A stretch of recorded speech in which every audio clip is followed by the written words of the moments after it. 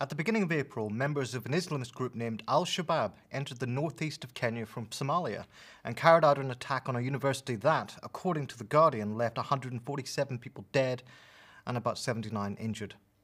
This is not the first time that an attack of this nature has been carried out by the group. In September 2013, Al-Shabaab entered the Westgate Mall in Nairobi, the capital of Kenya, and began to take hostages. In the ensuing confrontation with Kenyan authorities, 67 were killed, many of them executed. What do they want? And how can they achieve it by killing students and shoppers? Most media, aside from incident-based reports of car bombs, attacks and hostages, don't give us much of a clue. The attackers, Reuters reported, were members of a Somalian Islamist group linked to Al-Qaeda and was waging a war to evict Kenyan peacekeepers from the country. This, while true, doesn't give us very much to go on. The BBC, in an article asking who are Somalia's Al-Shabaab, offers the most wafer-thin reply. It is the radical youth wing of Somalia's now defunct Union of Islamic Courts. It is banned as a terrorist group by the US and UK, and it is linked to Al-Qaeda. The New York Times analysis in their article, The Fight Against Al-Shabaab, drafted by the editorial board, is similarly threadbare, proffering only that Al-Shabaab is an extremist, Al-Qaeda-affiliated group which has thrived in Somalia because it has lacked a central government for 2 decades. The New York Times surprisingly offers no explanation for this state failure. CNN goes a little bit further in their report, what is Al-Shabaab and what does it want? They inform us that Al-Shabaab has its origins in Al-Ittihad al-Islami, which developed during the Somalian Civil War between 1991 and 1995 and later morphed into the Islamic Courts Union, a movement which sought to bring the whole of Somalia under the rule of Sharia law. CNN describes the group as an economic powerhouse by virtue of its ability to raise money through extortion and taxes. This image of Muslim extremists with links to Al-Qaeda ruling through criminal activity engaged in a global jihad is echoed in the backgrounder offered by the think tank of the US foreign policy establishment, the Council on Foreign Relations. The American National Counterterrorism Center offers a slightly more complex picture. Al-Shabaab, it says, is not centralized or monolithic in its agenda or goals. Most of its fighters are predominantly interested in the nationalistic battle against the Somali federal government and not supportive of global jihad. Quite why there is a nationalistic battle by Somalis against the government of Somalia, however, it does not attempt to explain. Even with so little information in the media, however, the contours of a picture begin to come into view. Extremism, like some viral mutation, has spread from the Middle East to Somalia, and without a strong state to keep control of the population, it has become a global menace. The role of the US military and its allies in this situation is to impose a strong Somali state and suppress the extremists. Perhaps it is telling that one of the only news outlets that has given sustained attention to the other side of what Somalia is going through has been the Bureau of Investigative Journalism, a non-profit based in London set up in 2010 to do the kinds of investigative reporting that the media increasingly will not. And the Bureau of Investigative Journalism has a wholly different take on Somalia. The Bureau collates data which shows that Somalia has long, well before the latest military intervention, been the target of covert operations by the US military, ranging from intelligence gathering to kidnappings to mercenary activity. However, the Bureau's account begins in 2001 and seems specifically framed by the context of the war on terror. Indeed, it was in 2001 that a precursor of Al-Shabaab was added to the US terrorism list. However, the roots of this war have to be traced back much further, in a way that almost no news outlet has been prepared to examine. That is, they have to go back to Operation Restore Hope, a US military-led mission mandated by the UN ostensibly to keep the peace and prevent famine. This was the first in a series of so-called humanitarian interventions after the Cold War, justified by the view that, after the collapse of communism, the major task of the victors was to ensure the stabilization of liberal capitalism throughout the world. After the collapse in 1991 of the US-backed dictatorship of General Siad Barre, the country was fought over by the secessionist and rebel movements which had contributed to his downfall, and from 1991 onward the country was gripped by a long, devastating civil war. In this context, the liberal pundits and the human rights organizations such as Human Rights Watch urged the US to intervene.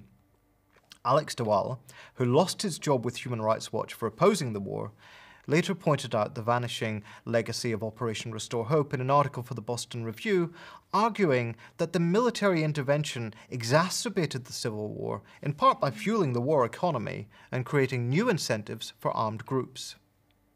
The result of the intervention was 10,000 deaths in the first year alone, according to the US military leadership quoted in the New York Times.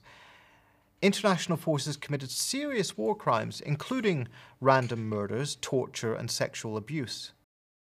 In the end, only the withdrawal of UN forces in 1995 did anything to reduce the violence. The one thing the intervening forces claimed to have achieved was to end the famine. In fact, the famine was winding down before they invaded. But the period since then has been one in which successive military leaderships have sought to lash together a regime that can successfully rule the whole country, but to little avail.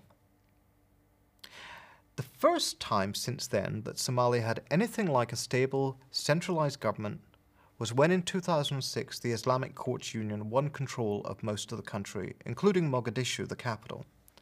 Now, this was terrible news to the US government, which had been, reported The Guardian, bankrolling the warlords, referred to as the Transitional Federal Government. Now, the major difference between the Islamic Courts Union and the Transitional Federal Government is that the latter had very little support in Somalia, whereas the courts had some support.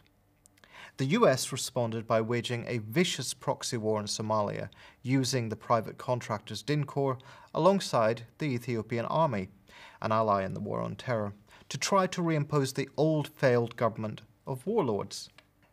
It killed, as The Guardian reported back in 2007, 1,000 people in the capital in just a few days, creating tens of thousands of refugees.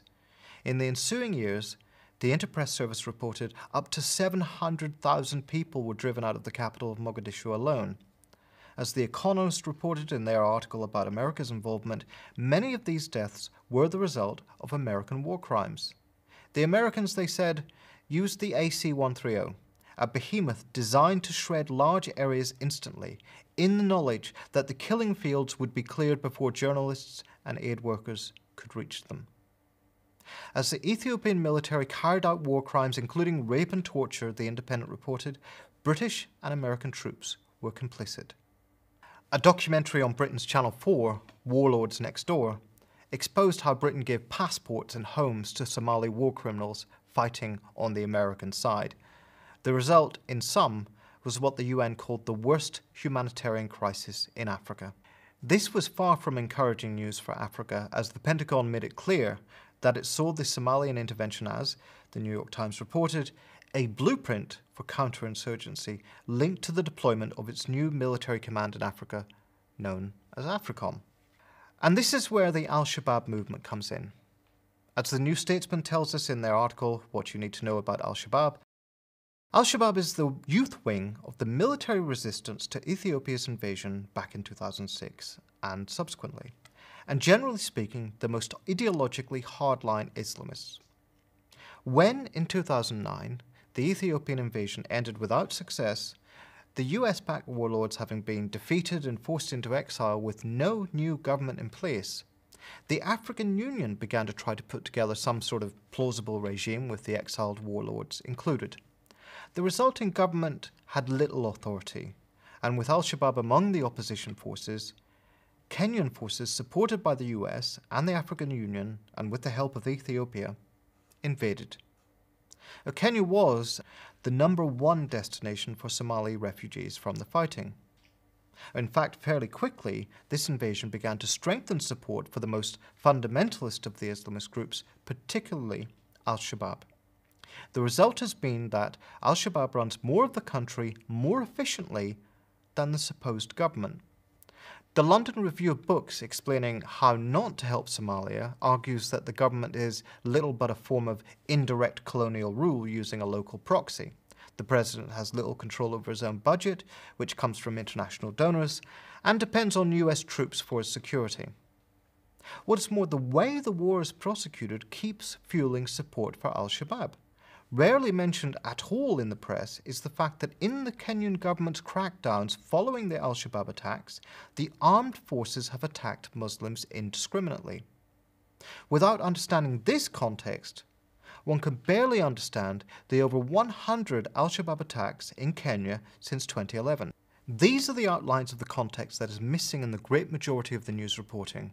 As noted earlier, the implicit conclusion of most media reports is that Somalia's problem is a lack of effective political authority, which only international troops can provide. In fact, Al-Shabaab are a product not just of state breakdown, but also of invasion and war. They thrive on the imperialist imposition of governments which have no support in Somalia. Constant international intervention since 1991 have done nothing to relieve the country of its burdens, and a great deal to make very difficult circumstances much worse.